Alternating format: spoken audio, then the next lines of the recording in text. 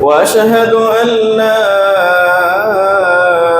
إله إلا الله وحده لا شريك له وأشهد أن محمدًا عبده ورسوله أما بعد فإن خير الحديث كتاب الله وخير الهدي هدي محمد صلى الله عليه وسلم وشر الأمور محدثاتها وكل محدثة بدعة وكل بدعة ضلالة وكل ضلالة في النار.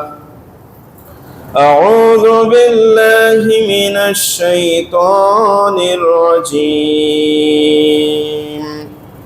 بسم الله الرحمن الرحيم. لئن شكرتم لأزيدنكم ولئن كفرتم إن عذابي لشديد. وقال تعالى في موضع آخر بعد أعوذ بالله من الشيطان الرجيم. يا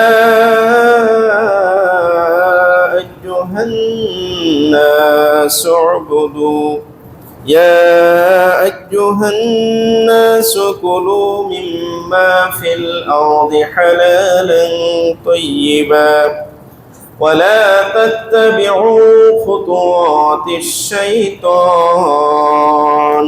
إنه لكم عدو مبين. إنما يأمركم بالسوء والفحشاء وأن تقولوا على الله ما لا تعلمون.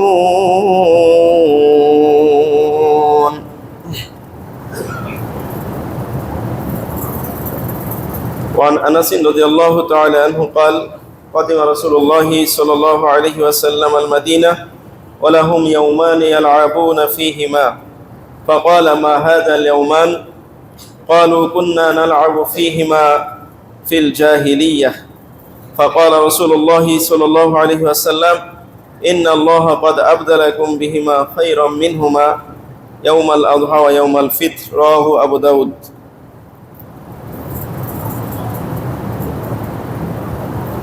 وعن أبي هريرة رضي الله تعالى عنه أن رسول الله صلى الله عليه وسلم مر على صبرة طعام فأدخل يده فيها فنالت أصابعه بللا فقال ما هذا يا صاحب الطعام؟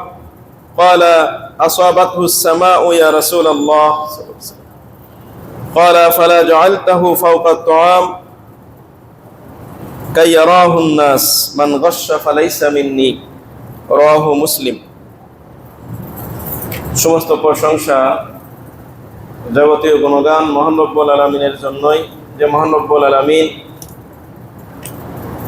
এই কঠিন পরিস্থিতিতে বিশ্বময় সারা পৃথিবী ব্যাপী যেখানে অশান্তি বিরাজ করছে, মানুষ নিরাপত্তা জন্য হাহাকার করছে, নিত্য প্রয়োজনীয় জিনিস তার জন্য মানুষের খাওয়া, ঘুম, আরাম, আয়েশ ইত্যাদি এগুলো ব্যাহত হচ্ছে, ঠিক সেই মুহূর্তে আমরা জুমার সালাত আদায়ের জন্য নিরাপদে মসজিদে সমবেত হতে পেরেছি। সে মহান রব্বুল আলামিনের শুকরিয়া আদায় করছি, আলহামদুলিল্লাহ।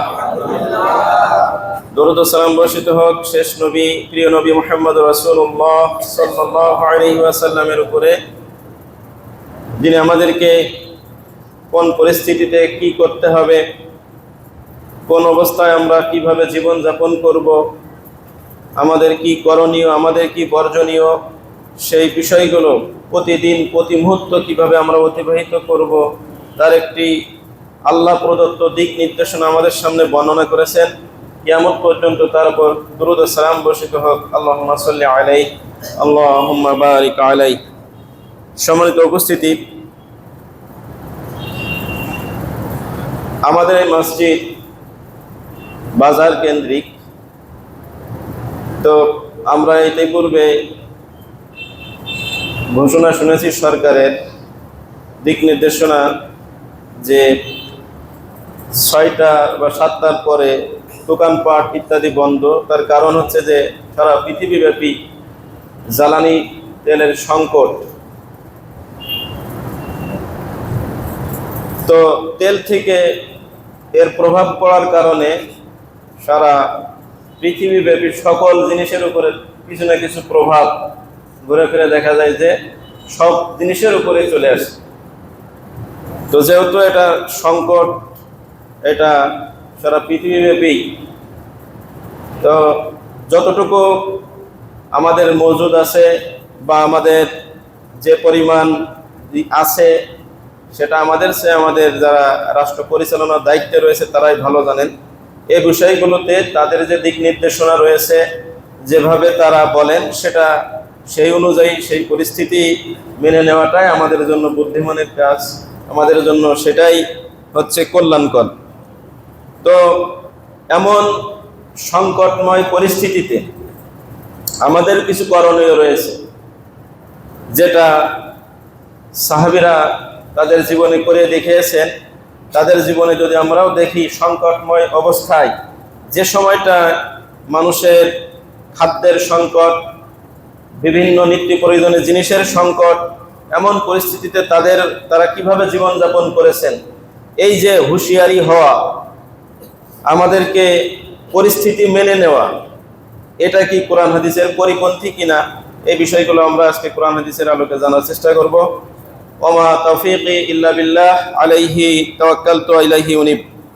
জাবের বিন আব্দুল্লাহ রাদিয়াল্লাহু তাআলা আনহু তিনি বলছেন, যখন পরিস্থিতি এমন হয় যে সংকট শুরু হয়ে গেছে, নিত্য প্রয়োজনীয় জিনিস যেগুলো রয়েছে সেগুলোর সংকট হয়েছে, সেই সংকট মুহূর্তে আপনাকে আমাকে হিসাব করে খরচ করতে হবে।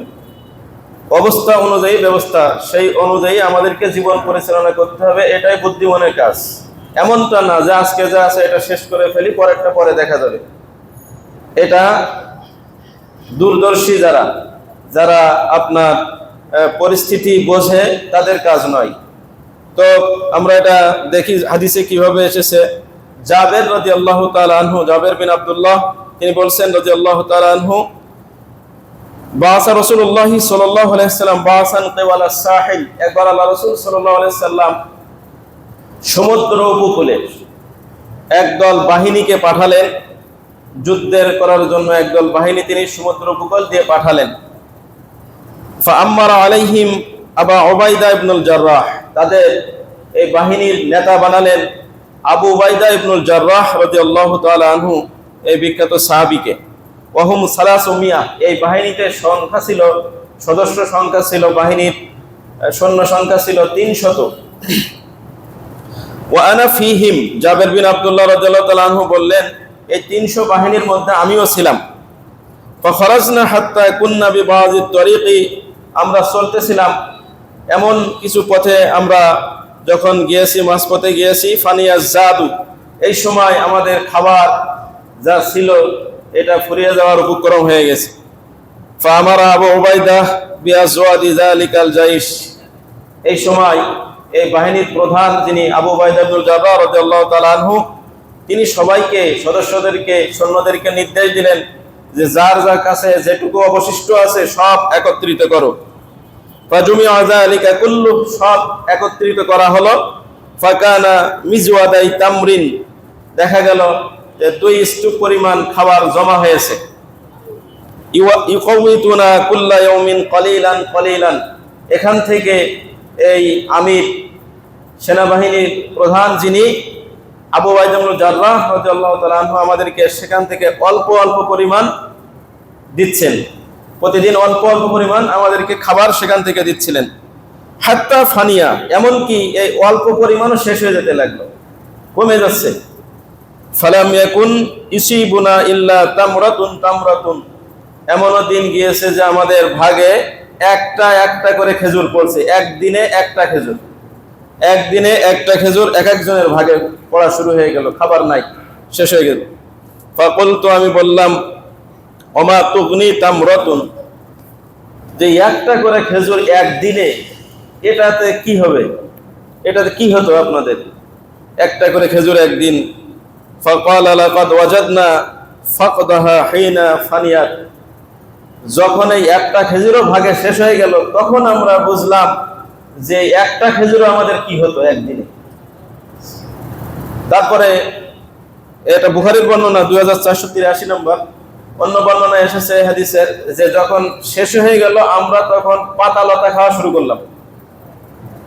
যে সামনে যে পাতা লতা, 300 তো বাহিনী, 300 সদস্য, যে আমরা যাচ্ছি সামনে যদি পাতা লতা পাই সেগুলোই আমরা খাই। এক সাহাবী বর্ণনা দিচ্ছেন যে আমাদের পায়খানাগুলো পশু যেমন পায়খানা করে যেমন ওই রকম হয়ে গেছিল আমাদের খাবার না থাকার কারণে, তারপরে আমরা চলছি। এই হাদিসের পরবর্তী অংশে আসছে যে চলতে চলতে এক সময় দেখা গেল যে আল্লাহ এই সমুদ্র উপকূল তো এমন একটা মাছ, ছোট পাহাড়ের মতো মাছ, সেটা আমাদের সামনে হাজির করলেন আল্লাহ রাব্বুল আলামিন। সেখান থেকে আমরা 18 দিন খেলাম। সুবহান, এত বড় মাছ, এত তিমি মাছ হবে, হুত বলা হয়েছে হাদিসে, এরকম বড় মাছ, সেখান থেকে তারা 18 দিন পরিমাণ খেলেন।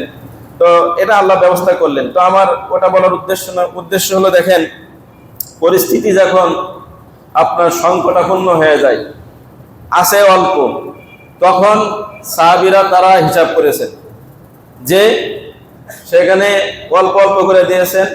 যখন এই অল্প একরকম শেষ হয়ে গেল, দিনে একটা করে খেজুর দিয়েছেন, এক একজনের ভাগে দিনে একটা খেজুর, যতক্ষণ শেষ না হয় এইভাবেই চলেছে। তো আমাদেরকেও যে সংকটময় যে সমস্ত জিনিসগুলো রয়েছে, এই হাদিস এক জায়গায় রাখেন, সামনে রাখেন, সাহাবীদের কত সুশৃঙ্খল জীবনযাপন তাদের।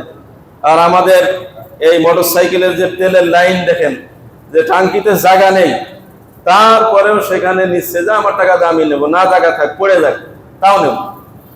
তাদের যে সুশৃঙ্খল সাহাবীদের জীবনযাপন, আর বর্তমান আমাদের অবস্থা দেখেন। এই পরিস্থিতিগুলো আমাদেরকে মিলাতে হবে যে আমরা তো ফাইন আমানু বিমিসলিমা আমানতুম বিহি ফাকাদ ইহতাদাউ, যেভাবে সাহাবীরা ঈমান এনেছিলেন, তাদের ঈমান যেমন ছিল, তোমরা যদি সেই রকম ঈমান নিয়ে আসো তাহলে হেদায়েত প্রাপ্ত হবে। আমাদের জীবন মিলাতে হবে রাসূল সাল্লাল্লাহু আলাইহি ওয়াসাল্লামের আদর্শ তার সাহাবীদের আদর্শের সাথে। যদি সেটা মিলে যায়, ফাকাদ ইহতাদাউ, তাহলে তোমরা হেদায়েত প্রাপ্ত হবে। হেদায়েত যেটা হুদাল লিল মুত্তাকিন, এই কোরআন ওহী, এটা হচ্ছে মুমিনদের জন্য হেদায়েত।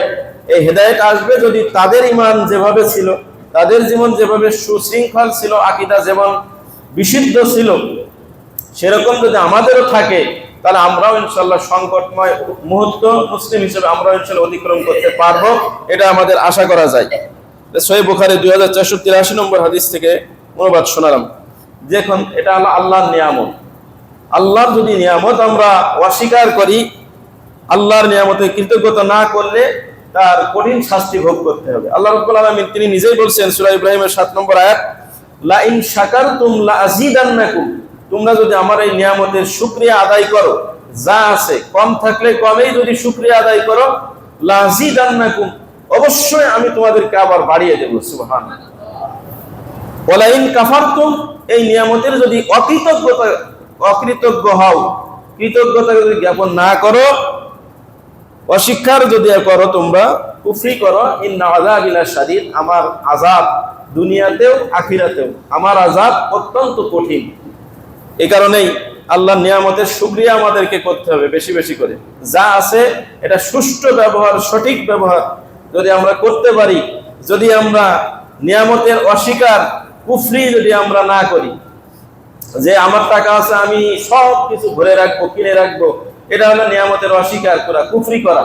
যে সারা দুনিয়ার মানুষ, প্রতিবেশী আমার ভাই, তারা না খেয়ে থাক, মরে যাক, আমার কিছু দরকার নেই এখন, এটা হবে নিয়ামতের অস্বীকার করা, কুফরি করা। প্রিয় উপস্থিতি, এই অবস্থা সামনে আলোচনা আসবে হাদিস থেকে, আমি এই বিষয়টা আরো স্পষ্ট করার চেষ্টা করবো ইনশাআল্লাহ। তবে নিয়ামত হলো অসংখ্য নিয়ামত। আল্লাহ যে আমাদেরকে নিয়ামত দিয়েছেন, এই নিয়ামত গুণে শেষ করা যাবে না। আল্লাহ বলছেন, ওয়া ইন তাউদ্দু নি'মাতাল্লাহ, যদি তোমরা আমার নিয়ামতগুলোকে গুণে শুরু করো, গুনতে শুরু করো যদি, তাহলে লা তুহসুহা, সেগুলো তোমরা গুণে শেষ করতে পারবে না। আল্লাহর যে নিয়ামত, অসংখ্য অগণিত নিয়ামত, এই নিয়ামত এত পরিমাণ, এই নিয়ামত গুণে তোমরা শেষ করতে পারবে না। এই কারণেই শুকরিয়া বেশি বেশি করা দরকার। শুকরিয়া বেশি বেশি কেন? যে আল্লাহর নিয়ামত অগণিত অসংখ্য, এই কারণেই শুকরিয়াটাও অগণিত অসংখ্য, বেশি পরিমাণ শুকরিয়া আদায় যদি আমরা করতে পারি, তাহলে এই অগণিত অসংখ্য এমন নিয়ামত আমরা ভোগ করেছি যেটা আল্লাহর নিয়ামত আমাদের মাথায় ধরে না, যে আল্লাহর নিয়ামত এটা আমাদের কল্পনাতেও আসে না। এত অসংখ্য অগণিত নিয়ামত যেটা আমরা অনেক সময় চোখেও দেখতে পাই না, এগুলো আমরা ভোগ করেছি। এই কারণেই আল্লাহ তাআলা বলছেন যে নিয়ামতের শুকরিয়া আদায় করো, তাহলে বাড়িয়ে দেব। সূরা নাহাল 18 নম্বর আয়াত। অন্য আয়াতে আল্লাহ রাব্বুল আলামিন বলছেন সুম্মা লা তুসআলুন্না ইয়াউমা ইযিন আনিন নাঈম, অবশ্যই অবশ্যই তোমরা, সুম্মা লা তুসআলুন্না, অবশ্যই অবশ্যই তোমাদেরকে জিজ্ঞাসা করা হবে আনিন নাঈম, নিয়ামত সম্পর্কে। সূরা তাকাসুরের ভিতরে 8 নম্বর আয়াতে আল্লাহ রাব্বুল আলামিন বলছেন যে নিয়ামত সম্পর্কে অবশ্যই তোমাদেরকে জিজ্ঞাসা করা হবে। হাদিসের মধ্যে যেটা এসেছে, তিরমিজির বর্ণনা, সহিহ মুসলিমে হাদিসটি এসেছে, কাইফা কানা মাঈশাতু আসহাবি রাসূলিল্লাহ সাল্লাল্লাহু আলাইহি সাল্লাম, তিরমিজির অধ্যায়, যে আল্লাহ রাসূল সাল্লাল্লাহু আলাইহি সাল্লামের সাহাবীদের জীবন যাপন কেমন ছিল, সেই অধ্যায়ের মধ্যে একটা হাদিস আল্লাহ রাসূল সাল্লাল্লাহু আলাইহি সাল্লাম নিয়ে এসেছেন। সেখানে ইমাম তিরমিজি নিয়ে এসেছেন যে আল্লাহ রাসূল সাল্লাল্লাহু আলাইহি সাল্লাম একদিন বাসা থেকে বের হলেন, এমন সময় বের হলেন যে সময় তার রেস্ট নেওয়ার সময়, খাওয়ার সময়, ঘরে খাবার নাই, তিনি বাইরে বের হয়েছেন। আবু বকর রাদিয়াল্লাহু তাআলা আনহু একটু পরে আসলেন, ওমর রাদিয়াল্লাহু তাআলা আনহু এক সময় এসেছেন। সবাই সবার মুখের দিকে তাকিয়ে আছেন, যে তারা বুঝেছেন সবাই যে ক্ষুধার কারণে সবাইকে বের হয়েছে, সবাই বের হয়েছেন ক্ষুধার কারণে, খাবার কারো ঘরে কিছু নেই। রাসূল সাল্লাল্লাহু আলাইহি ওয়াসাল্লামের নাই, আবু বকর রাদিয়াল্লাহু তাআলা আনহুর ঘরেও নেই, ওমর রাদিয়াল্লাহু তাআলা আনহুর ঘরেও নেই। সবাই বের হয়ে এসেছেন তিনজন। দুপুরের সময়, খাওয়ার সময়, যে সময় বিশ্রামের সময়, খাওয়ার সময়, খাবার না থাকার কারণে বেরিয়ে এসেছেন। তারপরে যখন তারা সবাই বুঝেছেন যে খাওয়ার জন্য তারা বের হয়েছেন, তখন তারা এক আনসারী সাহাবীর বাড়িতে, এটা মদিনার জীবনের ঘটনা রাসূল সাল্লাল্লাহু আলাইহি ওয়াসাল্লাম, যে এক আনসারী সাহাবের বাড়িতে গেলেন।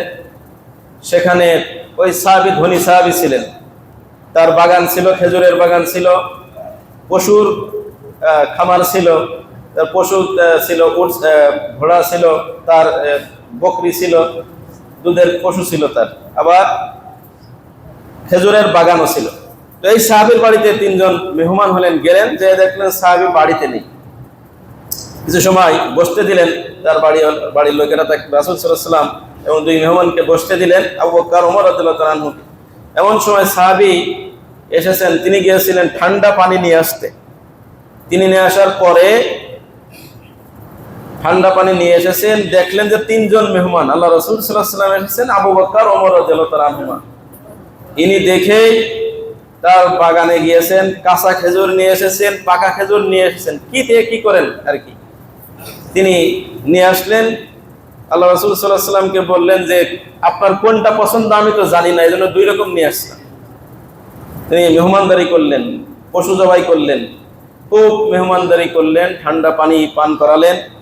এই সময় পেটে একটু খাবার নেই, ঘরে খাবার নেই, রাসূল সাল্লাল্লাহু আলাইহি ওয়াসাল্লামের নেই, আবু বকর রাদিয়াল্লাহু আনহু নেই, ওমর রাদিয়াল্লাহু তাআলা আনহু নেই। এই সময় খাবারটুকু খেয়েছেন। আল্লাহ রাসূল সাল্লাল্লাহু আলাইহি ওয়াসাল্লাম বললেন যে এই যে নিয়ামত, এই নিয়ামত সম্পর্কে তোমাদেরকে কিয়ামতের দিন জিজ্ঞাসা করা হবে। সুবহানাল্লাহ। দেখেন যে এই অবস্থা, খাবার নেই পেটে, তারপরেও যখন খাচ্ছেন হিসাব করে, তখনও আল্লাহ রাসূল সাল্লাল্লাহু আলাইহি ওয়াসাল্লাম স্মরণ করিয়ে দিচ্ছেন যে এটা আল্লাহর নিয়ামত, খাবার আল্লাহর নিয়ামত, পানি আল্লাহর নিয়ামত, পশু আমরা খাচ্ছি গোশত, সেটাও আল্লাহর নিয়ামত। অবশ্যই এ সম্পর্কে সেদিন তোমাদেরকে কিয়ামতের দিন জিজ্ঞাসা করা হবে। এই সময় আল্লাহ রাসূল সাল্লাল্লাহু আলাইহি ওয়াসাল্লাম এই আয়াতটিকে স্মরণ করিয়ে দিচ্ছিলেন।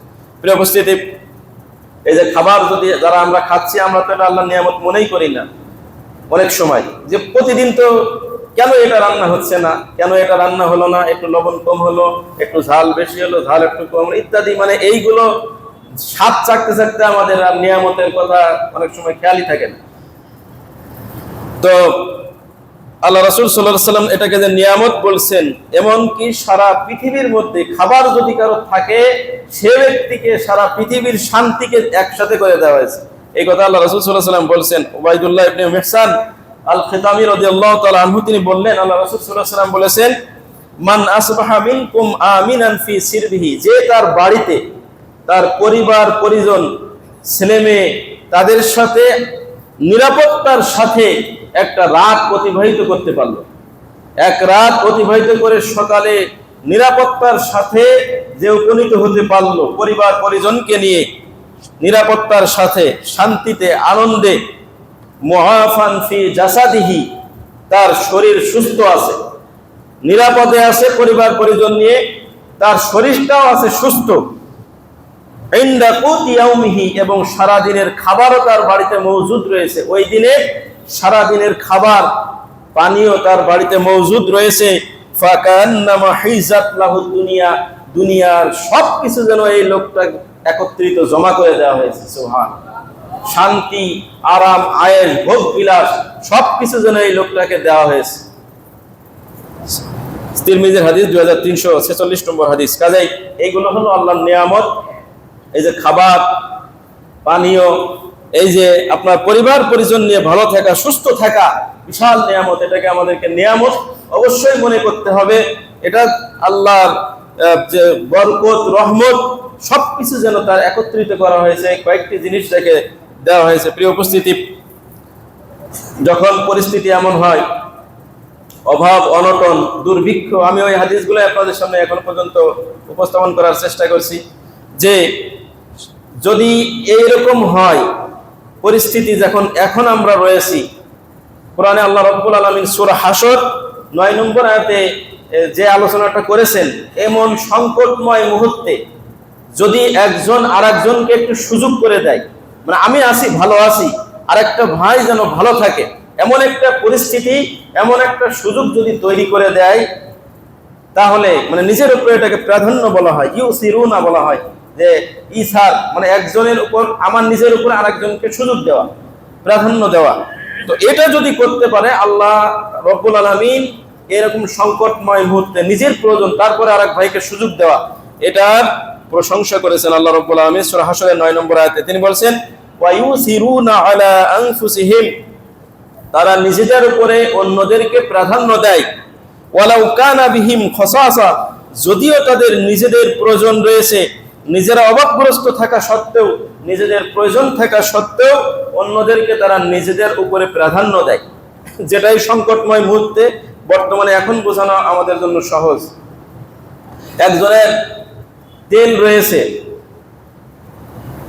তারপরেও দেখা যাচ্ছে যে আরেকজনের খুব প্রয়োজন, তার নাই, এরকম একদম নাই, এরকম দু একজনকে আপনি যদি সুযোগ তৈরি করে দিতে পারেন, বা আপনার যাদের এসে তেল মজুদ রয়েছে, তারা অনেক সময় থাকার পরেও আমরা বিভিন্ন সংবাদপত্রে দেখতে পাচ্ছি যে তারা অস্বীকার করছে যে নাই, এরকম বহু ঘটনা ঘটতেছে। অথবা বিভিন্ন জায়গায় এত পরিমাণ তেল মজুদ করে রেখেছে যে পরিমাণ তার ব্যবসার জন্য প্রয়োজন নাই, আসলে জানি বর্তমান সময়ে, কিন্তু এইগুলো মানুষকে সে করতেছে, প্রাধান্য দিচ্ছে, মানে নিজেকেই প্রাধান্য দিচ্ছে, নিজের ব্যবসাকেই প্রাধান্য দিচ্ছে, নিজের পরিবার পরিজন এইগুলোই প্রাধান্য দিচ্ছে, অন্যদের মানুষের উপর তার কোনো খুশি নেই, খেয়াল নেই।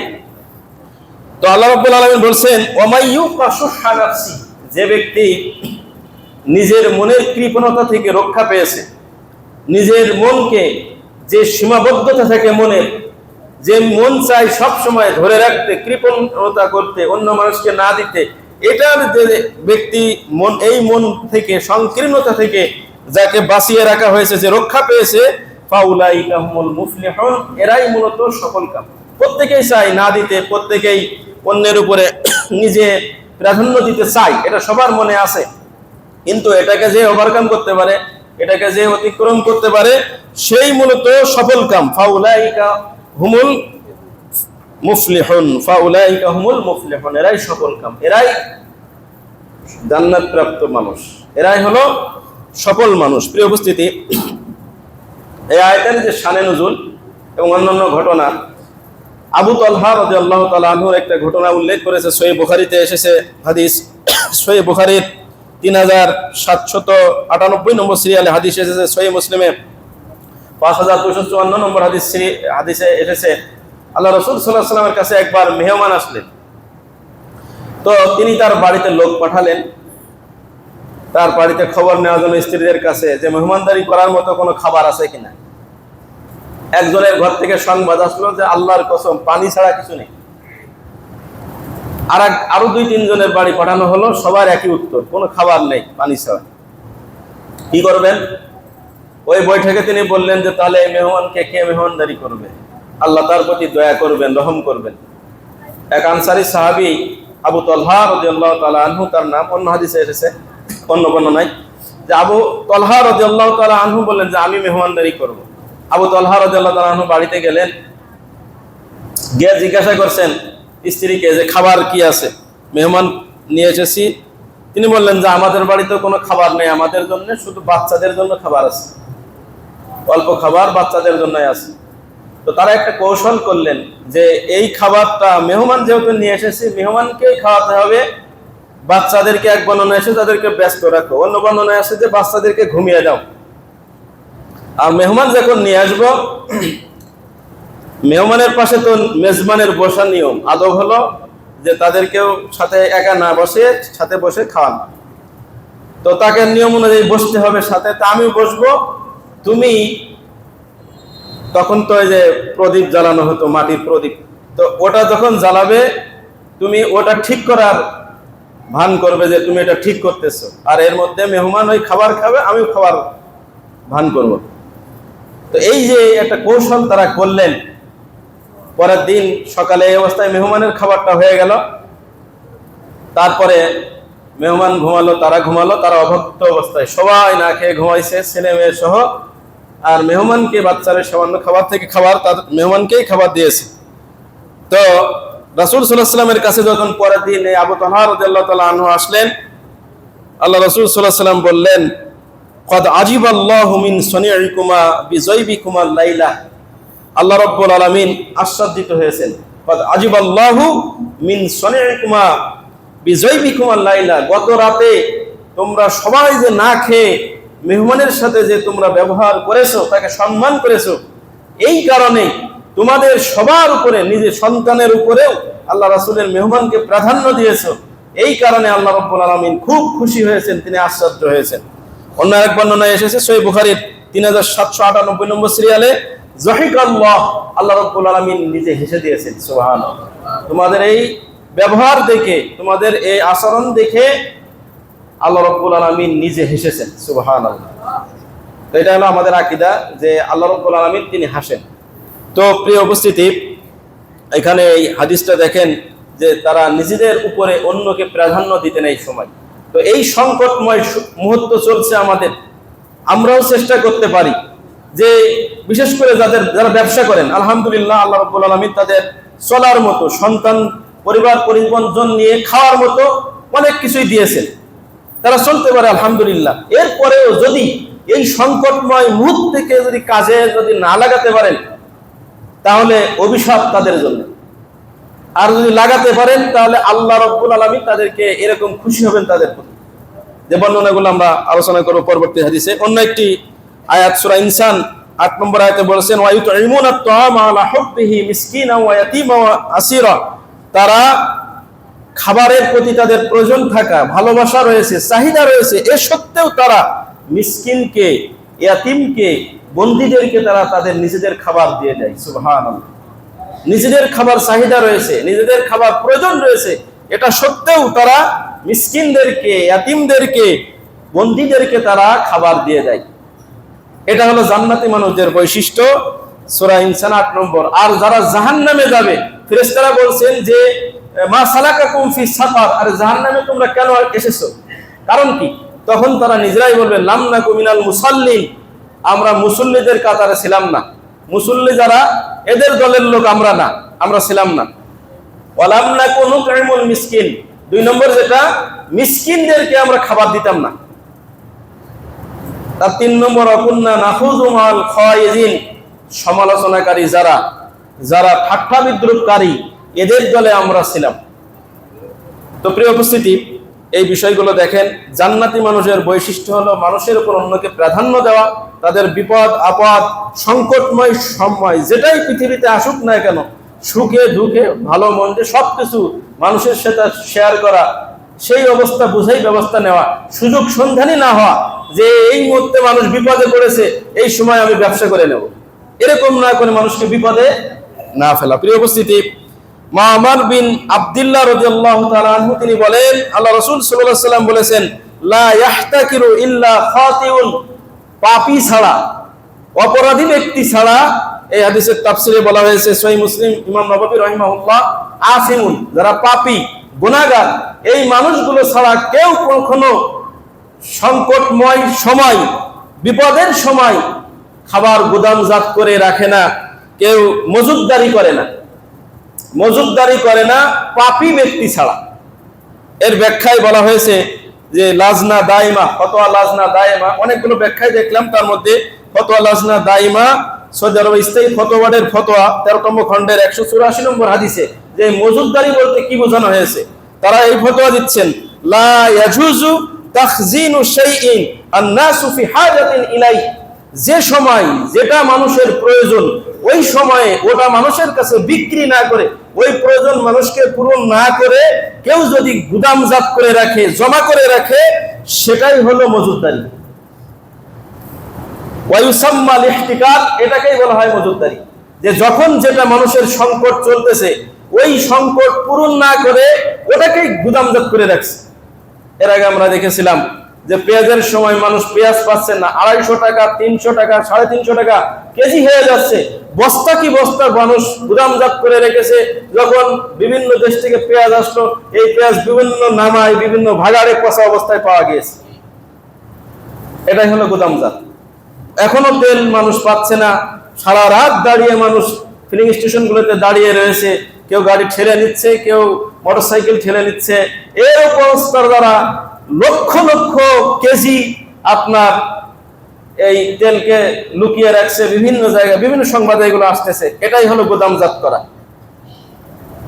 তো প্রিয় উপস্থিতি, যখন যে জিনিসটার সংকট, সেই জিনিসটা সেই সময় মানুষের কাছে পৌঁছে না দিয়ে জমা করে রাখা, মানুষকে আরো ভোগান্তিতে ফেলা, বিপদে ফেলা, এই হলো গুদামজাত। আর এই কাজ যারা পাপী, যারা অপরাধী, যারা জাহান্নামী মানুষ, এরা ছাড়া কেউ করে না। নাউযুবিল্লাহ মিন যালিক, এই থেকে আল্লাহ আমাদেরকে হেফাজত করুন, আমিন। ফতোয়া লাজনা দাইমা, সৌদি আরবের স্থায়ী ফতোয়া বোর্ড 13তম খণ্ডের 184 নম্বর পৃষ্ঠায় স্পষ্টভাবে সৌদি আরবের ফতোয়া বোর্ড এটা স্পষ্টভাবে আমাদেরকে জানিয়ে দিয়েছেন যে গুদামজাত কাকে বলা হয় বা মজুদদারি কি জিনিস। তো এই বিষয়টা আমাদেরকে সতর্ক এবং সাবধান থাকতে হবে। প্রতারণার আশ্রয় নেওয়া যাবে না। প্রতারণার আশ্রয় সতর্ক এবং সাবধান করেছেন আল্লাহ রাসূল সাল্লাল্লাহু আলাইহি ওয়াসাল্লাম। আবু হুরায়রা রাদিয়াল্লাহু তাআলা আনহু তিনি বলেন, আল্লাহ রাসূল সাল্লাল্লাহু আলাইহি ওয়াসাল্লাম বললেন, মাররা আলা সুবরাতি তুআমিন, একবার তিনি এক স্তূপের পাশ দিয়ে যাচ্ছিলেন আল্লাহ রাসূল সাল্লাল্লাহু আলাইহি ওয়াসাল্লাম বাজারে। ফাদখালা ইয়াদাহু ফিহা, এই স্তূপের মধ্যে তার হাতটা ঢুকিয়ে দিলেন। ফানানাত আসাবিহু বালানান, যে তার আঙ্গুলগুলো তিনি ভিজা অবস্থায় পেলেন। ফাকালা মাহাযা ইয়া সাহিবাল তাম, হে খাদ্য বিক্রেতা, তোমার খাবারের পরিণতি এই অবস্থা কেন, এই দশা কেন তোমার খাবারের, যে ভিজাগুলো নিচে শুকনাগুলো উপরে, এই অবস্থা কেন? এতটুকু থেকে কি বুঝেন? বাজার নিয়ন্ত্রণ করা যায়, ম্যাজিস্ট্রেট তার যে কি দায়িত্ব, এই হাদিস তার শিক্ষা দেয় যে বাজারের নিয়ন্ত্রক থাকবে, কমিটি থাকলে তারা থাকবে, কমিটির প্রধান অথবা যে ম্যাজিস্ট্রেট। এই হাদিস তার প্রমাণ যে আল্লাহ রাসূল সাল্লাল্লাহু আলাইহি ওয়াসাল্লাম নিজেই ম্যাজিস্ট্রেটি করেছেন, যে খাদ্যে ভেজাল, যে খাদ্য অধিদপ্তরের লোক যারা আছে, যে খাদ্যে ভেজাল বন্ধ করার জন্য আল্লাহ রাসূল সাল্লাল্লাহু আলাইহি ওয়াসাল্লাম বাজারে নজরদারি করেছেন যে এই কাজ করা যাবে না, যে তোমারটা যদি সমস্যা থাকে, সমস্যা থাকবে, মানুষ দেখবে, কিন্তু প্রতারণার আশ্রয় নেওয়া যাবে না। ক্বালা আসাবাতুস সামা, তিনি বলছেন, এই ব্যবসায়ী বলছেন যে বৃষ্টি হয়েছিল, বৃষ্টি এসে ভিজে গিয়েছিল, এই জন্য ভিজাটা ভিতরে দিয়েছি, আর হচ্ছে যে শুকনাটা উপরে দেওয়া হয়েছে। কাই ইয়ারাহুন্না, আল্লাহ রাসূল সাল্লাল্লাহু আলাইহি ওয়াসাল্লাম বললেন যে আফালা জাআলতাহু ফাওকা তাম। এখানে একটা বিষয় খেয়াল করেন, এই হাদিসের মধ্যে বলা হচ্ছে যে আসাবাতুস সামাউ ইয়া রাসূলুল্লাহ, যে বৃষ্টিতে ভিজে গেছে হে আল্লাহ রাসূল, তার মানে মুসলিম ব্যবসায়ী, রাসূলকে রাসূল হিসাবে মানে মুসলিম ব্যবসায়ী। তারপরে আল্লাহ রাসূল সাল্লাল্লাহু আলাইহি ওয়াসাল্লাম বললেন আফালা জাআলতাহু ফাওকা তাম, আর ভিজাটা যেভাবে ভিজেছে ওই অবস্থায় রেখে দিতে, খাবার উপরে, খাদ্যদ্রব্যের উপরে তুমি যেভাবে ভিজেছে ওইভাবেই রাখতে। কাইয়ারাহুন নাস, মানুষ দেখতে পেত যে এটা ভিজে গেছে, এই অবস্থায় থাকতো। মান গস্যা ফালাইসা মিন্নি, যারা প্রতারণা করে, ধোঁকা দেয়, যারা আমাদের সাথে প্রতারণা করে, মুসলিম বা ব্যবসায়ী এসে যারা প্রতারণা করে, ফালাইসা মিন্নি, এরা আমাদের দলভুক্ত নয়। যে কোনো ক্ষেত্রে যারা প্রতারণার আশ্রয় নেয়, এইভাবে রাসূল সাল্লাল্লাহু আলাইহি ওয়াসাল্লাম বললেন, মান গস্যা, যারাই প্রতারণা করে, প্রতারণার আশ্রয় নেয়, ফালাইসা মিন্নি, সে আমার দলভুক্ত নয়। আল্লাহ রাসূল সাল্লাল্লাহু আলাইহি ওয়াসাল্লাম বলেন। সহিহ মুসলিম 185 নম্বর হাদিস। প্রিয় উপস্থিতি, আমাদেরকে আল্লাহর সামনে উপস্থিত করা হবে এমন দিনে, যে দিনের গোপন কোনো বিষয় আর গোপন থাকবে না। আল্লাহ রাব্বুল আলামিন কোরআনে বলছেন, ইয়াউমাইযিন তুরাজুন, তোমাদেরকে সেদিন সম্মুখীন করা হবে, তোমাদেরকে সেদিন পেশ করা হবে, উপস্থাপন করা হবে, হাজির করা হবে। লা তুখফা মিনকুম খাফিয়া, সেদিন কোনো গোপনীয় বিষয় আর গোপন থাকবে না। সূরা হাক্কা 18 নম্বর আয়াত। আল্লাহ রাব্বুল আলামিন বলছেন, ইয়া হাসরাতা আলা মা ফাররাতু ফি জামবিল্লাহ ওয়া ইন কুনতু মিনাস সাখিরিন। ইয়া হাসরাতা, হে আফসোস, হায় আফসোস, আলা মা ফাররাতু ফি জামবিল্লাহ, আল্লাহর অধিকারের ব্যাপারে যে অবহেলা, যে ঘাটতি আমি করেছি, যে অবহেলা আমি করেছি। ওয়া ইন কুনতু মিনাস সাখিরিন, আর আমি তো যারা ঠাট্টা বিদ্রুপকারী তাদের অন্তর্ভুক্তই ছিলাম। তো ঠাট্টা বিদ্রুপকারীদের অবস্থান হবে জাহান্নাম, যেটা আমি এর আগেই বলেছি যে জাহান্নাম যারা, তারা বলবে যে আমরা যারা অকুন্না নাহুযু মাল খায়িদিন, যারা ঠাট্টা বিদ্রুপ করতো, মস্করা করতো, আমিও তাদের দলভুক্ত ছিলাম। তো এখানেই বলবে যে কুনতু মিনাস সাখিরিন, যারা ঠাট্টা বিদ্রুপকারী তাদের দলভুক্ত আমি ছিলাম। দেখেন, এই যে বাজারে এত মানুষের তেলের সংকট, এত এই অনেক ব্যবসায় রয়েছে, সিসি ক্যামেরা, এগুলো দেখছে আর হাসতেছে। এই ঠাট্টা বিদ্রুপ, এইগুলো হলো মানুষের সাথে ঠাট্টা বিদ্রুপ করা, যে আপনার আশা আপনি দিবেন না, আপনি আরো এনে জমা করবেন, আপনি আরো মানুষকে কষ্ট ফেলবেন, আর এগুলো দেখবেন আর হাসবেন। তো এই ঠাট্টা বিদ্রুপ করা, যে কঠিন সংকটময় মুহূর্তে যদি আপনি নিজেকে এই ঠাট্টা বিদ্রুপকারীদের অন্তর্ভুক্ত করেন, পরিণতি কি হবে?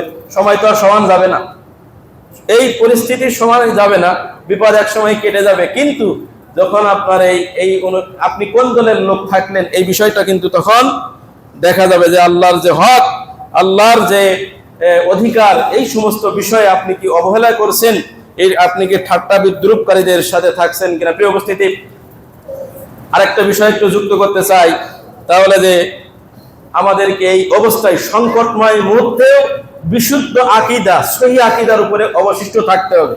অনেক মানুষ মনে করতেছে যে আমাদেরকে মনে হয় ইরানি সারা পৃথিবীকে রক্ষা করতেছে, সরাসরি বলছে। এই কারণেই অনেক মুহাদ্দিসের সাথে আমাদের কথাবার্তা হয়, আমাদেরকে ধর্মীয় বিষয় যেগুলো আমাদের একটু বুঝতে দেন, আমাদের যারা উস্তাদ আছে, শায়েখ আছে, বড় বড় আলেম আছে, আমাদের তাদেরকে কথা বলতে দেন। এটা তা না, 2 লাইন আরবি পড়ার কোনো যোগ্যতা নেই, বাংলা আরবির বাংলাও যদি বোঝা হয় তাও হয়তো ভালো বুঝবে না। কোরআনের যদি অনুবাদও বলা হয় যে কি, কারণ তার তাফসীর ছাড়া কোরআনের আয়াত বোঝা যায় না, এটাও বাংলা দেখে বোঝারও ক্ষমতা নেই, কারণ ওটা আরবিতে তাফসীর আছে, বুঝতে হবে সেই তাফসীর দেখে। ধর্মীয় বিষয়গুলো আলেমদেরকে বোঝানোর তৌফিক দেন। আপনি বলছেন যে এটা ইরান কথা বলছে, এটা এই বলছে, মানে আপনি না পারলে ধরে মারেন। তা ধর্মীয় বিষয়গুলো আপনি যদি এত বেশি বুঝেন, তাহলে আপনি কোনো জায়গার দায়িত্বে নাই, কোনো ধর্মীয় কোনো জায়গায়। এরকম খারাপ লাগে, যেটা আমাদের এই আশপাশের মুসল্লি তারাও এরকম অনেকেই বলতেছে। প্রিয় উপস্থিতি, এই বিষয়গুলো অত্যন্ত বাড়াবাড়ি। কেননা আপনি এই যে ধর্মীয় যে বইগুলো লেখা হয়েছে, সেগুলো আরবিতে লেখা, আপনি পড়ে দেখেন বইগুলো, এক একটা বই 37 ভলিউমে, কোনো বই 60 ভলিউমে, এরকম বড় বড় বই শুধু ফতোয়ার উপরে লেখা হয়েছে। আপনি তো কয় কথা জানেন? আপনি এই বইগুলো আকীদা সংক্রান্ত প্রত্যেকটা ভলিউম গুলোতে 5, 7, 8, 10 ভলিউম শুধু আকীদার উপরেই লেখা। আপনি কয় কথা জানেন? আর আপনি যাদের অনুসরণ করেন কয় পৃষ্ঠা লিখেছে তারা? এই কারণেই ধর্মীয় বিষয়ে বেশি আপনারা না পড়ে না জেনে নিজেদেরকে পণ্ডিত মনে করবেন না, কারণ এটা আল্লাহ রাসূল সাল্লাল্লাহু আলাইহি ওয়াসাল্লামের নিষেধ রয়েছে। প্রিয় উপস্থিতি, এই ফতোয়াগুলো আপনার যখন আমাদের বড় বড় আলেমরা দিচ্ছেন, আপনারা তখন তাদের সম্পর্কে খারাপ মন্তব্য করতেছেন। এগুলো উচিত নয়। বুঝে শুনে পড়ে তারপরে একটা মন্তব্য করা যদি করা হয়, তখন একটা বিষয় শোভনীয় হয়। কিন্তু এইভাবে না বুঝে একটা মন্তব্য করা বা বিরোধিতা করা বা মারমুখী অবস্থানে যাওয়া এটা উচিত নয়। শাইখুল ইসলাম ইমাম ইবনে তাইমিয়া রাহিমাহুল্লাহ, যার কথা বলছি, ইনার ফতোয়ার কিতাবই শুধু 37 খণ্ডে, আর অন্যান্য কিতাব আকীদা বিষয়ে তো বাদই দিলাম যে এত সংখ্যক কিতাব যে আপনি কল্পনা করতে পারবেন না যে তার বইয়ের লেখার সংখ্যা এত বেশি। তিনি ফতোয়া দিচ্ছেন, তার একটা কিতাব রয়েছে ইক্তিদাউ সিরাতুল মুস্তাকিম, 2 নম্বর খণ্ডের 325 পৃষ্ঠা। তিনি বলছেন যে আর রাফিজাতু উম্মাতুন মাহজুলা, এই যে শিয়া রাফিজি যারা ইরানের শিয়া, নাম ধরে বলার সময় এখন, যে এখানে যেহেতু পৃথিবীতে এখন যুদ্ধ লেগেই গিয়েছে, তার বিষয়ে কি আকীদা রাখতে হবে এটা স্পষ্ট, যে এই রাফিজি শিয়া যারা খমিনির অনুসারী ইরানি যারা, এরা হলো একটা লাঞ্ছিত জাতি, এরা একটা অভিশপ্ত জাতি, লাঞ্ছিত জাতি। লাইসা লাহা আকলুন, এদের জ্ঞান বুদ্ধি নেই। এটা সহিহুন, সহি যে বুদ্ধি, সহি বুদ্ধিটা তাদের নেই। ওয়ালা নাকলুন সরিহুন, শরীয়তের বিষয়ে স্পষ্ট কোনো দলিল তাদের নেই। মা আয়েশাকে গালি দেয়, স্পষ্ট কোনো দলিল আছে তাদের? কোন হাদিসে আছে? কোন কিতাবের মধ্যে আছে? কোন কোরআনে আছে? আপনি যে শিয়াদেরকে স্পষ্ট ভাষায় তাদের বন্ধু মনে করেছেন, মুসলিম মনে করেছেন, মা আয়েশাকে তারা খারাপ ভাষায় গালি দেয়, তারা তাকে অন্য যে কথা বলা খুতবার মেম্বারে আমাদের দাঁড়িয়ে বলা অশোভনীয় মনে হচ্ছে, যে এমন তারা মনে করে মা আয়েশা রাদিয়াল্লাহু তাআলা আনহাকে, সকল সাহাবীকে তারা গালি দিচ্ছে, আপনি তাদেরকে ভাই বলতেছেন, আপনি ভাই হন, আমরা ভাই হব না। তো তিনি বলছেন যে ওয়ালা নাকলুন সরিহুন, এই যে গালিগুলো দিচ্ছে তারা কাফের মনে করছে অন্যান্য সাহাবীদের, এদের দলিল কই? স্পষ্ট দলিল কোরআনে আছে? স্পষ্ট দলিল কোন সহিহ হাদিসে আছে? তাদের স্পষ্ট কোনো দলিল নেই। ওয়ালা দীনুন মাকবুলুন, এরা যে ধর্ম পালন করে এদের গ্রহণীয় কোনো, আল্লাহর কাছে গ্রহণীয় কোনো ধর্ম নেই। যে ধর্ম মুহাম্মদ সাল্লাল্লাহু আলাইহি ওয়াসাল্লামের উপর আল্লাহ নাজিল করেছেন, এই হলো ইন্নাদ দীনা ইনদাল্লাহিল ইসলাম, আল্লাহর কাছে একমাত্র মনোনীত ধর্ম হলো ইসলাম। এরা যে ধর্ম পালন করে, ওয়ালা দীনুন মাকবুল, এটা কোনো গ্রহণীয় ধর্ম নয়। আপনি কি মনে করেন এই ধর্ম গ্রহণীয়? তাহলে আপনি তাদের দ্বীনি ভাই মনে করেন কিভাবে?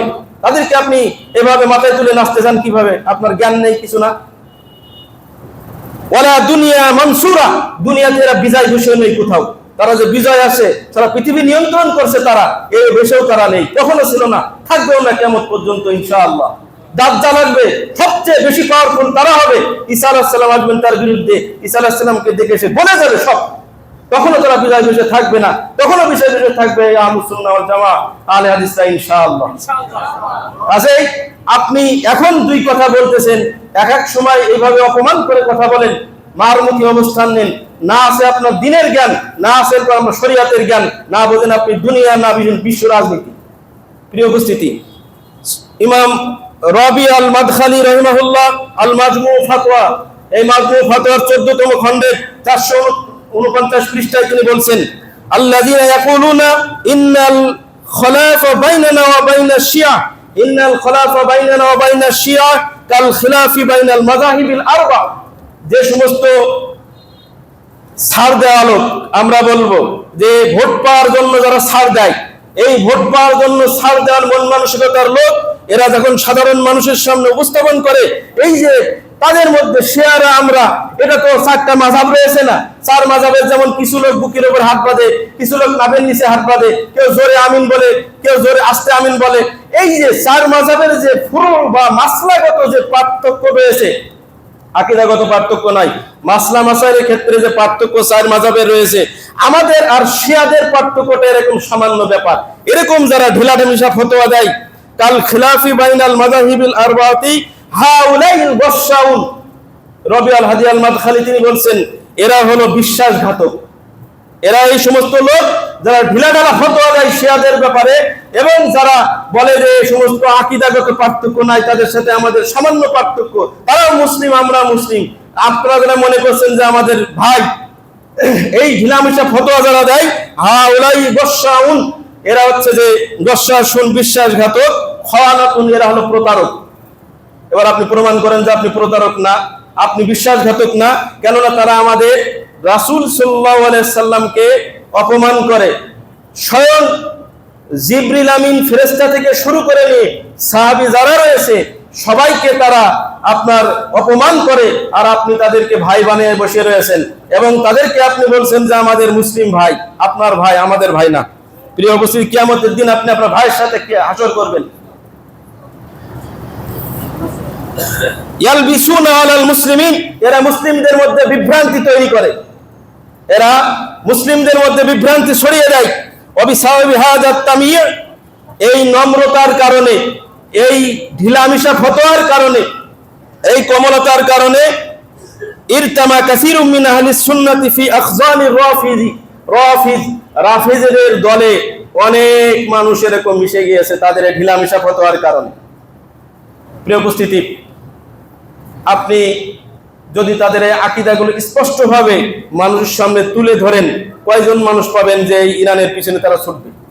তাদের যে আকীদাগুলো রয়েছে, সাহাবীদের আকীদার গালি দেওয়া, তারপর আল্লাহ রাসূল সাল্লাল্লাহু আলাইহি ওয়াসাল্লাম স্ত্রীদেরকে গালি দেওয়ার আকীদা, ফেরেশতাদের বিষয়ে তাদের ভুল ধারণা ইত্যাদি, যে সকল বিষয়ে, প্রায় বিষয়গুলোতে আপনি সালাতের বিষয়ে যান, হজের বিষয়ে যান, ইত্যাদি যে বিষয়গুলো রয়েছে, সাহাবীদের না মানলে আপনি আর কি মানবেন? এই হাদিসগুলো আমরা পেয়েছি তো সাহাবীদের সিলসিলার মাধ্যমে, হাদিসই থাকে না, কোরআনই থাকে না। কোরআন সংকলন করেছেন ওসমান রাদিয়াল্লাহু আনহু, কিতাব আকারে লেখা হয়েছে, রাসূল সাল্লাল্লাহু আলাইহি ওয়াসাল্লামের যুগে হয়েছে। এটা আবার আমরা যে কোরআন পড়ি মুসাহাবে উসমানী বলা হয় এটাকে, সেটাকে এই সংকলন হয়েছে। তো যখন তাদের প্রতি তাদেরকে লানত করে, অভিশাপ করে, গালি দেয়, তাহলে আর ইসলামের থাকেটা কি? কোরআনও থাকে না, হাদিসও থাকে না, তা কি থাকে তাহলে? প্রিয় উপস্থিতি, এটা বোঝার আল্লাহ আমাদের তৌফিক দান করুন, আমিন। আরেকটা বিষয় সংক্ষেপে স্মরণ করিয়ে দেই, আলোচনার বিষয় ছিল ওটা যে ইসলামের দৃষ্টিতে পহেলা বৈশাখ সামনে আসতেছে, আমাদের অপসংস্কৃতি। এই অপসংস্কৃতিগুলো আমাদের দেশে এক শ্রেণীর সুশীল মানুষ রয়েছে যারা বিভিন্নভাবে ইউনিভার্সিটিগুলোতে পড়ে, এরা নিজেদেরকে সুশীল ভাবে, যে যারা দাড়িওয়ালা সালাত আদায় করে এরা সেকেলে, এদের একটা ভাষা হলো এরা হলো সেকেলে, আর এরা হলো আধুনিক, এরা হলো পৃথিবীর সাথে তাল মিলিয়ে চলছে। যারা ইসলামও মানে এই ধরনের বিভিন্ন ইউনিভার্সিটিতে ইসলামের ইতিহাস পড়ায়, অথবা ইসলাম স্টাডিজ পড়ায়, বা আরবি সাহিত্য পড়ায়, বা উর্দু ফার্সি পড়ায়, কিছু দাড়ি রাখে এরা, কিন্তু এরা কোন ইসলাম মানে? এরা মডারেট ইসলাম মানে, ওটা একটা আলাদা সাবজেক্টের আলোচনা। তো এই যে দিনগুলো রয়েছে, এই যে উৎসবগুলো রয়েছে, এই উৎসবগুলো এই প্রত্যেকটাই আমাদের জন্য হবে ইসলামী নিয়ম কানুন অনুযায়ী, যারা মুসলিম আমরা তাদের জন্য। দেখেন কোরআনের আয়াতে আল্লাহ রাব্বুল আলামিন বলছেন, লিকুল্লিন জাআলনা মিনকুম শিরআতা ওয়া মিনহাজা। আল্লাহ রাব্বুল আলামিন সূরা মাইদা 48 নম্বর আয়াতে বলছেন, লিকুল্লিন, প্রত্যেকের জন্যই আমি করে দিয়েছি নির্দিষ্ট বিধান, প্রত্যেকের জন্যই আমি নির্দিষ্ট বিধান করে দিয়েছি, ওয়া মিনহাজা, এবং সুস্পষ্ট পথ করে দিয়েছি। আল্লাহ রাব্বুল আলামিন সূরা হজ 67 নম্বর আয়াতের মধ্যে বলছেন, লিকুল্লি উম্মাতিন, প্রত্যেকটা জাতির জন্য, জাআলনা মানসাকান, আমি ধর্মীয় উপলক্ষ করে দিয়েছি, এবং হুম নাসিকু, যে তারা সেগুলো পালন করে। তো প্রিয় উপস্থিতি, এভাবে আল্লাহ যখন এটা যুগে যুগে নবী রাসূল এসেছে, এক একজন নবীর এক এক রকম বিধান ছিল, কিন্তু আমাদের নবীর জন্য যে বিধানগুলো, সেই বিধানগুলো আমাদের জন্য, আমরা যারা মুসলিম দাবি করি, আমাদের নবীর জন্য যে বিধানগুলো আল্লাহ রাব্বুল আলামিন দিয়েছেন, সেইগুলো আমাদের জন্য, মুসলিমদের জন্য। এখন আপনি আমেরিকার মুসলিম হন, আপনি বাংলাদেশের মুসলিম হন, আপনি ইন্ডিয়ার মুসলিম হন, আপনি সৌদি আরবের মুসলিম হন, যে দেশে আপনার অবস্থান হোক না কেন, আপনাকে আমাকে ভৌগোলিক কারণে যে দেশে আমরা থাকি না কেন, আমাদেরকে ইসলামী নিয়ম কানুন মেনে চলতে হবে। আমরা বাংলাদেশের হিসাবে বাংলায় কথা বলি, আমরা বাংলাদেশি হিসাবে লুঙ্গি পরি, পাঞ্জাবি গায়ে দেই, আমরা অন্য ভাত খাই, এগুলো বাংলাদেশি ভৌগোলিক থাকার কারণে আমরা করি। কিন্তু ধর্মের বিষয়ে বেপরদায়, এই যেভাবে পয়লা বৈশাখে এসো হে বৈশাখ বলে নারী পুরুষ খালি রাস্তা দিয়ে, এই যে এসো হে বৈশাখ শাড়ি পরে আপনার রাস্তা দিয়ে যাবে, এটা আপনার ইসলাম? এটা আপনার কি বাংলা? এটাকে আপনি করতে পারেন? এটা আপনি করতে পারেন না। বাঙালি হিসাবে আপনি, বাংলা ভাষায় আমরা কথা বলি, বাঙালি সবকিছু মেনে চলি, কিন্তু হারাম যেটা, ইসলামী শরীয়ত যেটা হারাম করেছে, মুসলিম হিসাবে ওটা আমরা করতে পারবো না। প্রিয় উপস্থিতি, এই বিষয়টা হাদিস দ্বারা আরেকটু স্পষ্ট হয়ে যায়। মা আয়েশা রাদিয়াল্লাহু তাআলা আনহা তিনি বলেন, রাসূল সাল্লাল্লাহু আলাইহি ওয়াসাল্লাম বলেছেন, ফাইন্না লিকুল্লি কওমি ঈদান, প্রত্যেকটা জাতির জন্য উৎসব রয়েছে, ওয়া হাযা ঈদুনা, খ্রিস্টানরা তারা একটা উৎসব পালন করতেছে, ইহুদি যারা তাদের একটা উৎসব রয়েছে, তারা সেটা পালন করতেছে। আল্লাহ রাসূল সাল্লাল্লাহু আলাইহি ওয়াসাল্লাম বললেন, ওয়া হাযা ঈদুনা, এই যে ঈদ হলো আমাদের উৎসব। প্রিয় উপস্থিতি, সহিহ বুখারী 952 নম্বর সিরিয়ালের, সহিহ মুসলিম 892 নম্বর সিরিয়ালের হাদিস এটি। অন্য বর্ণনায় এসেছে যে অমুসলিমদের অনুসরণের যাবতীয় যে উৎসবগুলো অমুসলিমদের সাথে মিলে যায়, ওই উৎসবগুলো ইসলাম রহিত করে দিয়েছে, ওগুলো বাদ দিয়ে দিয়েছে। দলিল, আনাস রাদিয়াল্লাহু তাআলা আনহু বলেন, আল্লাহ রাসূল সাল্লাল্লাহু আলাইহি ওয়াসাল্লাম কাদিমা রাসূল সাল্লাল্লাহু আলাইহি ওয়াসাল্লাম আল মাদিনা, আল্লাহ রাসূল সাল্লাল্লাহু আলাইহি ওয়াসাল্লাম মদিনায় আসলেন।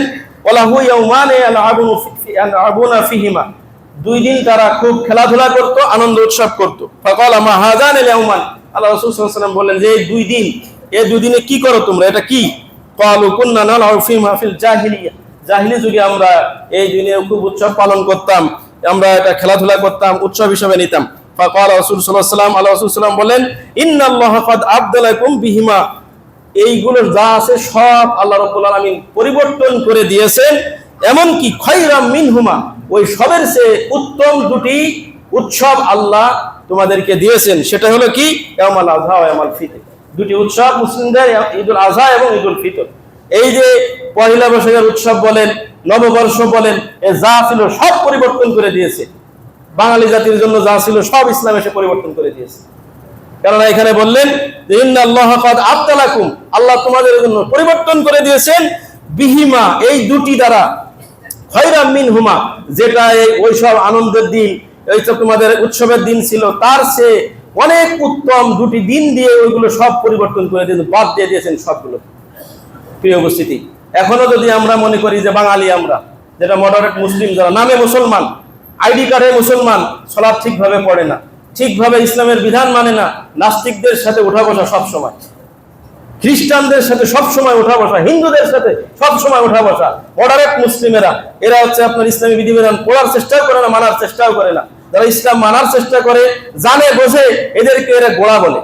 এই ধরনের মুসলিম যারা রয়েছে, এরা আপনার এই সমস্ত শয়তানি কুটচাল, শয়তানের যে সমস্ত পুরাতন যেগুলো ওষুধ শেষ, ওই ঔষধগুলো আবার, ওই বিষগুলো আবার ফিরিয়ে নিয়ে আসতে চায় শয়তানের মাধ্যমে। এই ধরনের মানুষকে দিয়ে, মিনাল জিন্নাতি ওয়ান নাস, মানুষ রূপী শয়তান, জিনের শয়তান, জিন শয়তান, মানুষ শয়তানদের দ্বারা ওই পুরাতন বিষ আবার সমাজে প্রয়োগ করতে চায়। সেটা কি? দেখেন সূরা নামলের 24 নম্বর আয়াতে আল্লাহ রাব্বুল আলামিন বলছেন, ওয়াজাদতুহা ওয়া কওমাহা ইয়াসজুদানা লিশ-শামসি, আমি সেখানে পেলাম যে সেখানে ওই বাদশা এবং তার যারা প্রজা রয়েছে, এরা সূর্যকে সাজদা করে, মিন দুনিল্লাহ, আল্লাহকে বাদ দিয়ে সূর্যের পূজা করে, সকালে সূর্যের পূজা করে এরা। সূর্যের পূজা করা, আপনি যে মঙ্গল শোভাযাত্রা করেন, এই যে মঙ্গল শোভাযাত্রা পয়লা বৈশাখে বের হয়, সূর্য ওঠার সাথে সাথে এই যে বের হয় সূর্যের পূজা, সে আগে বিভিন্ন গোত্র, আপনি ইতিহাস ঘেটে দেখেন, বিভিন্ন জাতি আগে তারা সূর্যের পূজা করত, সূর্যকে সম্মান করত, ভক্তি করত, শ্রদ্ধা করত, তাকে ধন্যবাদ জানাতো। এমনকি এটা নাম দিয়েছে মঙ্গল শোভাযাত্রা। এটা যদি কেউ বিশ্বাস করে যে নববর্ষের আগমনে এই ক্ষণটি নিজে থেকেই কোনো কল্যাণ নিয়ে আসে, নববর্ষের আগমনে এই ক্ষণটি নিজেই কোনো কল্যাণ নিয়ে আসতে পারে, এরকম কল্যাণের অধিকারী যদি আকীদা কারো থাকে, এই ব্যক্তি শিরকে আকবার করবে। কেননা এই দিনের কোনো ক্ষমতা আছে কল্যাণ নিয়ে আসার? যে ব্যক্তি বলছে এটা মঙ্গল শোভাযাত্রা, মঙ্গল নিয়ে আসে এই দিনটি, এই ক্ষণটি, এই পয়লা বৈশাখ মঙ্গল নিয়ে আসে, এর শিরকে আকবরের সাথে জড়িত, একে তওবা করতে হবে, তারপর তার গুনাহ ক্ষমা হবে। ওমা ইশরিক বিল্লাহ ফাকাদ হারামাল্লাহু আলাইহিল জান্নাহ, যে আল্লাহর সাথে শিরিক করে আল্লাহ তার জন্য জান্নাত অবশ্যই হারাম করে দিয়েছেন। কাজে একে তওবা করে আবার নতুন করে মুসলিম ফিরে আসতে হবে, না হলে এই ব্যক্তির চিরস্থায়ী জাহান্নাম হবে, সে নিজেই বুঝবে না। প্রিয় উপস্থিতি, বলছিলাম যে পুরাতনমূলক সূর্যকে সম্মান জানানো, সূর্যকে ভক্তি করা, এই শোভাযাত্রা করা, মঙ্গল আছে, কল্যাণ আছে, শয়তান এই কূট কৌশলগুলো মানুষের মধ্যে ঢুকিয়ে দেয়, আর মানুষ তাদের দ্বারা এইভাবে নারী পুরুষ একত্রিত হয়ে এই বেহাল্লা, এই বেহায়াপনা তারা করে থাকে। আল্লাহ রাব্বুল আলামিন বলছেন, ইয়া আইয়ুহান নাস, হে মানুষ সকল, কুলু মিম্মা ফিল আরদি হালালান তাইয়্যিবা, পৃথিবীতে যেটা হালাল, যেটা পবিত্র, যেটা বৈধ জিনিস, উত্তম জিনিস, সেগুলো তোমরা খাও। ওয়ালা তাত্তাবিউ খুতুওয়াতিশ শাইতান, শয়তানের পদাঙ্ক অনুসরণ করো না। ইন্নাহু লাকুম আদুউম মুবিন, নিশ্চয় শয়তান তোমাদের প্রকাশ্য শত্রু। ইন্নামা ইয়ামুরুকুম বিসসু, শয়তান সব সময় খারাপের নির্দেশ দেয়, সব সময় মানুষ খারাপের নির্দেশ দেয়। ওয়াল ফাহশা, এবং অশ্লীলতার দিকে শয়তান তোমাদেরকে আহ্বান জানায়। কাজে এই পয়লা বৈশাখ অশ্লীলতা এই দিকে যারা হে পয়লা আসো, হে পয়লা আসো, হে অশ্লীলতা নিয়ে আসো, এই রানীপুর রাস্তায় নিয়ে এসে একসাথে এভাবে ঘুরতেছে, এরা মূলত শয়তানের এই নির্দেশ তারা পালন করতেছে। ইন্নামা ইয়ামুরুকুম, নিশ্চয় শয়তান তোমাদেরকে নির্দেশ দেয়, বিসসুই ওয়াল ফাহশা, এই অশ্লীলতা যারা ক্ষতি পাপ এই দিকে নির্দেশ দেয়। ওয়ান তাকুলু আলাল্লাহি মা লা তা'লামুন, মা লা তা'লামুন, এমন এমন কথা তারা ইসলামের বিপক্ষে বলে, কোরআনের বিপক্ষে বলে, হাদিসের বিপক্ষে বলে, আল্লাহর বিপক্ষে বলে, যা তোমরা কোরআন হাদিস পড়ে জানো না। এমন এমন কথা তারা বলে, এমন এমন সাধু ভাষা ব্যবহার করে ইসলামীকে, যারা ইসলামপন্থী আছে তাদেরকে ঠেকানোর চেষ্টা করে, এমন এমন শব্দ খোঁজে সারা বছর যে এবার কি কি কঠিন কঠিন শব্দ ব্যবহার করা যায় যাতে সাধারণ মানুষ না বোঝে। এটা এই দুর্বোধ্য শব্দগুলো তারা ব্যবহার করে তারা কি বলছেন আল্লাহ তাআলা, যে ওয়ান তাকুলু আলাল্লাহ, আল্লাহর বিপক্ষে যে তারা এমন এমন শব্দ প্রয়োগ করে বলে, মা লা তা'লামুন, যা তোমরা কোরআন হাদিস পড়ে বুঝো না। এরকম দুর্বোধ্য শব্দ সারা বছর খুঁজে ডিকশনারি খুঁজে বের করে। প্রিয় উপস্থিতি, আল্লাহ রাব্বুল আলামিন এদের থেকে হেফাজত করুন, আমিন। সূরা বাকারা 168 169 নম্বর আয়াত, আল্লাহ রাব্বুল আলামিন বলেছেন, লা তাকরাবু জিনা, জিনার কাছে যাবে না। নারী পুরুষ, এই যে জিনার কাছে বলতে চাচাতো ভাই বোন, খালাতো ভাই বোন, ফুফাতো ভাই বোন, এগুলো সবাই আত্মীয়তার কাছাকাছি, নারী পুরুষ, কিন্তু একজন আর একজনের বাড়িতে যাচ্ছে পর্দার বালায় নেই। এখান থেকে দেখা যায় চোখের জেনা, হাতের জেনা, এইভাবে প্রকৃত জিনাই হয়ে যায়। এই যে এইভাবে তোমরা সুযোগ করে দিও না, কাছে যেও না। ইন্নাহু কানা ফাহিশা, নিশ্চয় এটা হলো অশ্লীল কাজ। ওয়া সাআ সাবিলা, এটা হচ্ছে আপনার নিকৃষ্টতম পন্থা। সূরা বানী ইসরাঈল 32 নম্বর আয়াত। প্রিয় উপস্থিতি, এইভাবে আল্লাহ রাব্বুল আলামিন আমাদেরকে দেখেন যে ইসলামী যে বিধানগুলো এসেছে, এক মিনিটে শেষ করে দেই। ইসলামী যে বিধানগুলো রয়েছে প্রত্যেকটা যে দুটি ঈদের আগে কি রয়েছে, ইসলামের ঈদুল ফিতরের মধ্যে ইসলামের চতুর্থ স্তম্ভ সিয়াম। এই সিয়াম আপনি 1 মাস পালন করলেন, ঈদের দিন আপনার আনন্দের দিন। একটা মাস পালন করলেন, আল্লাহর আদেশ আল্লাহর বিধানগুলো আপনি পালন করলেন একটা মাস, ইসলামের চতুর্থ স্তম্ভ, এই পরের দিন হলো আপনার ঈদ, আনন্দের দিন। আপনি আল্লাহর আদেশ পালন করেছেন। আবার দেখেন হজের আরাফাত দিন কত মানুষ সেখানে একত্রিত হয়ে আল্লাহর কাছে দোয়া করছে, কাঁদছে, ক্ষমা চাচ্ছে। পরের দিন হলো আনন্দের দিন, মানে হাজিরা সারা মানুষকে, এত সংখ্যক মানুষকে আরাফার মাঠে ক্ষমা করা হয়, যেটা অন্যান্য মানুষকে ক্ষমা করা হয় না। তো প্রিয় উপস্থিতি, এখানে এত মানুষ কাঁদছে, এত মানুষ আল্লাহর কাছে সাহায্য চাচ্ছে, তারপরে পরের দিন হলো ঈদের দিন, আনন্দের দিন। তো মুসলিমদের ঈদ মানে হলো আনন্দ, মুসলিমদের ঈদ মানে হলো আল্লাহর আনুগত্য করা। এক মুহূর্তে আপনি ঈদের দিনে আল্লাহর আনুগত্য থেকে সরে যেতে পারবেন না। ঈদের দিন কোনো একটা সালাত মাপ আছে? মাপ নাই। সালাত আদায় করতেই হবে। জুমার সালাত না করলে আপনি জোহরের সালাত আদায় করবেন। জুমার সালাত 2 রাকাত, জোহরের সালাত 4 রাকাত, বেশি করতে হবে। যদি না করেন, আপনি জুমা না পড়েন, জোহরের সালাত আদায় করতে হবে 4 রাকাত। তো প্রিয় উপস্থিতি, সালাত মাপ নাই কিন্তু। আর এদের এই ঈদ মানে, এদের এই বৈশাখ মানে পাপের কাজ। মদ খাওয়া, আপনার এইভাবে সেজে গুজে রাস্তায় নারী পুরুষ এইভাবে বের হওয়া, এইভাবে জেনা ব্যভিচার, অবাধ মেলামেশা, এই হলো অমুসলিমদের সাথে আমাদের ঈদের বা উৎসবের পার্থক্য। কাজেই এইগুলো আমাদের করা যাবে না। আল্লাহ আমাদেরকে সঠিকটা বোঝার তৌফিক দান করুন, আমিন। ওয়া সাল্লাল্লাহু আলা নবিয়িনা মুহাম্মাদ ওয়া আলা আলিহি ওয়া আসহাবিহি আজমাইন। সুবহানাকাল্লাহুম্মা ওয়া বিহামদিকা আশহাদু আল্লা ইলাহা ইল্লা আনতা আস্তাগফিরুকা ওয়া আতুবু ইলাইক।